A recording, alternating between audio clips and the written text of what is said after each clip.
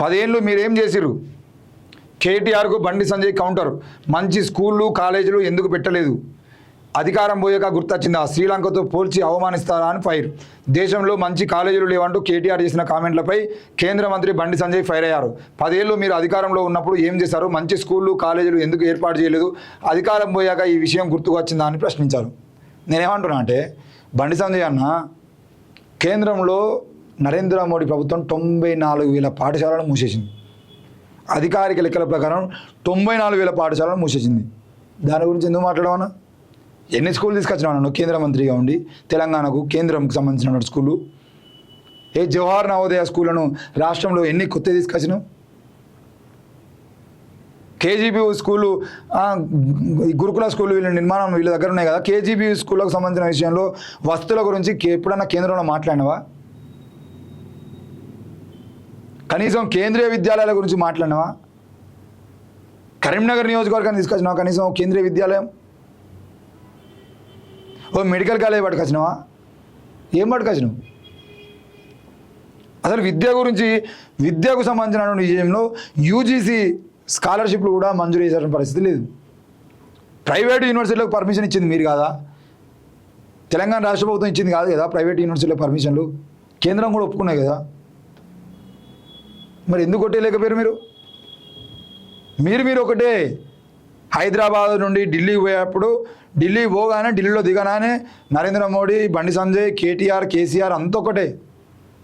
మీకు ఏమేం కావాలో అన్ని డీళ్ళు మాట్లాడుకుంటారు, మళ్ళీ ఇక్కడికి వచ్చి యాక్టింగ్ చేస్తూ ఉంటారు. ఎందుకు ఉద్యమం చేయలేకపోయినామన్నా? ఇక్కడ 10 ఏళ్ల పాటు అధికారంలో ఉన్నప్పుడు మీరు ఏం చేశారు? మంచి స్కూళ్ళు కాలేజీలకు నిర్మాణం చేయాలని చెప్పేసి నీ 10 ఏళ్ల రాజకీయ జీవితంలో ఎందుకు ఉద్యమం చేయలేకపోయినావు? ఇప్పుడు అంతకుముందు 5 ఏళ్ళు, ఇప్పుడు 2 ఏళ్ళు అనుకో. ఈ 7 ఏళ్ల ఉద్యమ కాలంలో ఎన్నిసార్లు ధర్నా చేసినావు? ప్రభుత్వ స్కూళ్ళ గురించి, ప్రభుత్వ కాలేజీల గురించి, వాటిలో ఉన్నటువంటి నాణ్యత ప్రమాణాల గురించి. కరీంనగర్ జిల్లాలో ఫుడ్ పాయిజన్ అయితే కూడా ఎప్పుడన్నా ఏదైనా పాఠశాలను తనిఖీ చేసిరా? ఎందుకు చేయలేకపోతారు?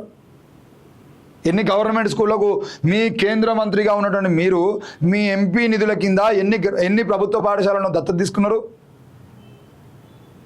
ఎన్ని గురుకుల పాఠశాలను దత్తత తీసుకున్నారు? ఎప్పుడన్నా గురుకుల పాఠశాలల్లో ఫుడ్ పాయిజన్ అయితే పోయిర్రా అన్న మీరు? కనీసం పరామర్శించిరా అన్న మీరు? ఎలుకలు గరుస్తున్నాయి అన్న. మీ నియోజకవర్గంలో ఉన్నటువంటి స్కూళ్ళల్లో ఎలుకలు గరుస్తున్నాయి. మీ నియోజకవర్గానికి, మీ ఇంటికి దగ్గరలో ఉన్నటువంటి సైనిక్ స్కూల్లో కూడా వస్తువులు లేవన్నా. ఎప్పుడన్నా మాట్లాడిరా? రుక్మాపూర్ పాఠశాలను ఎప్పుడన్నా విజిట్ చేసిరా? దయచేసి మాట్లాడుతున్నప్పుడు మనం ఏం చేస్తున్నాం అనేది ఒకసారి ఆలోచించుకోవాలి. ప్రభుత్వ పాఠశాలల గురించి మనం ఏం చేస్తున్నాం?